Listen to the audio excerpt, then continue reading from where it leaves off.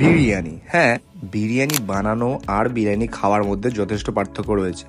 আমরা অনেকেই জানি না বিরিয়ানি বানাতে, আর খেতে তো আমরা সকলেই জানি এখন।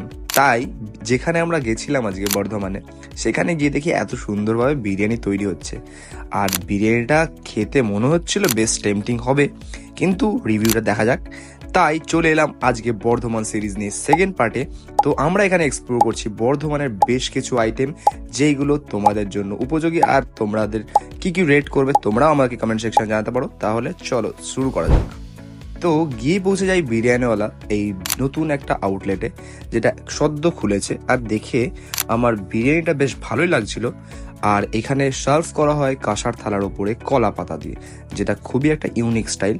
তো নিয়ে নিয়ে এক প্লেট চিকেন বিরিয়ানি, তার সাথে একটা চিকেন চাপ।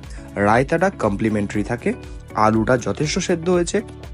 কিন্তু আমার একটা ব্যাপার ডিসঅ্যাপয়েন্টেড লেগেছে, সেটা হচ্ছে এর চিকেনের কোয়ালিটি।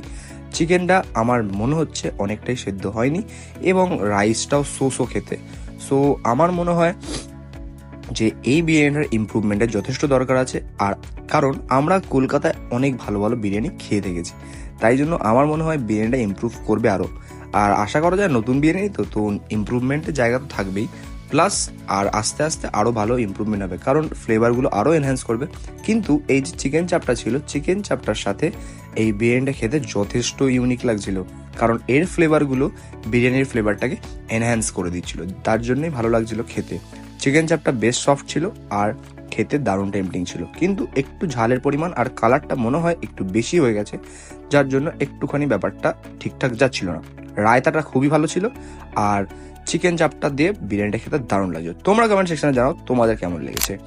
আর অ্যাড্রেসটা হচ্ছে বর্ধমান টাউন হল থেকে সোজা যেই পেট্রোল পাম্পটা পড়ছে, তারই ডান হাত দিয়ে চলে এলেই চলে যাবে বিরিয়ানিওয়ালা। তোমরা একবার ভিজিট করে জানিয়ে তোমাদের কেমন লেগেছে।